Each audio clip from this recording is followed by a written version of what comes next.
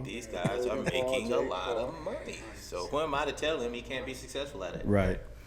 So I have a lot of questions about your track career, Okay. but I just want to fast forward because I really want to get into boxing. Yeah, me too. But what I do want to ask you is what what medal that you've won meant the most to you and why?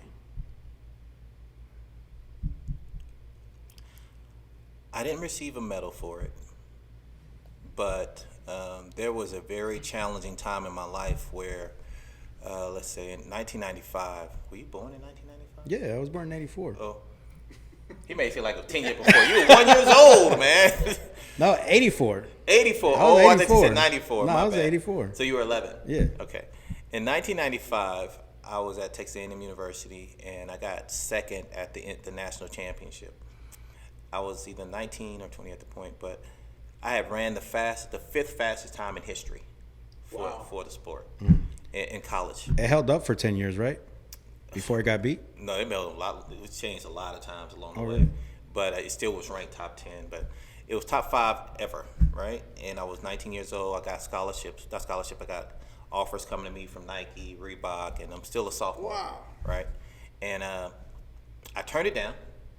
And my father didn't want me to go pro without my education, and so I turned it down. And then '96, which was Olympic year in Atlanta, I was ranked number one in the nation coming back as a sophomore, and I got hurt really bad. And this was what my father was concerned about. I had a stress fracture in my spine and two bulging discs, L4, L5, right? Damn.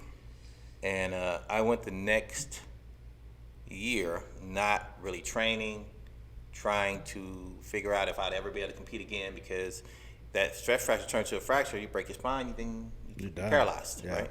And so I went through a number of different doctors, and one of the doctors told me I would never run again, and I was like, wow, that's my life. You know, this is all I've known my entire life, and you're taking this away from me. I'm not even 20 yet.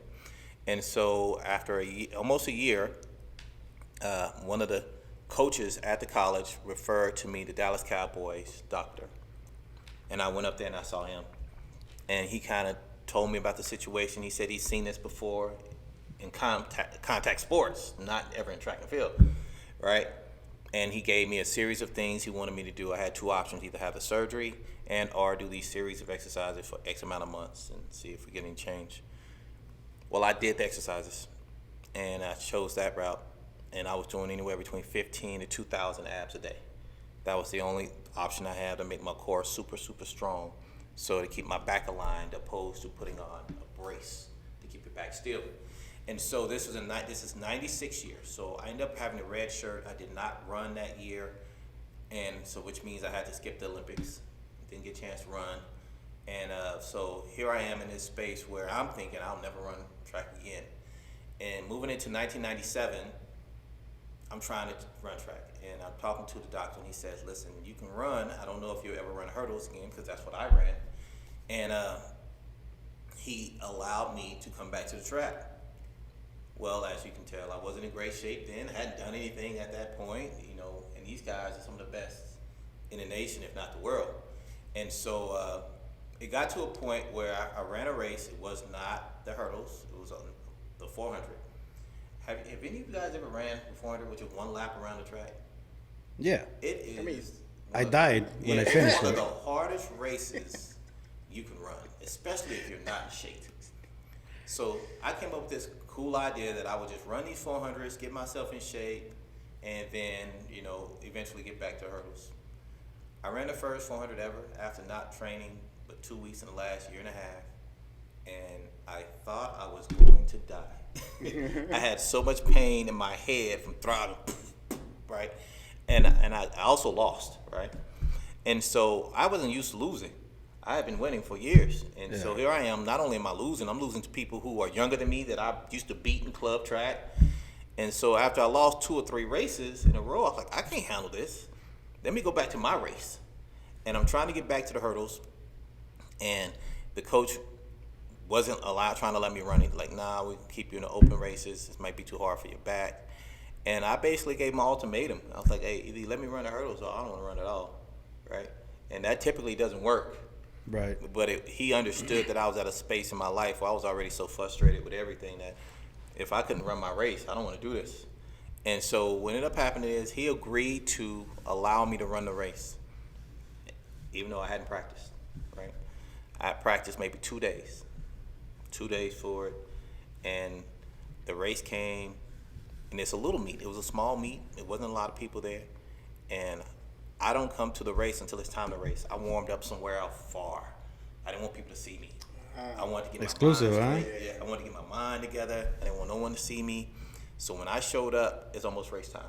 And my coach was like, where you been? I said, I'm ready. They're about to start. I'm ready. The race starts. I remember hearing the gun.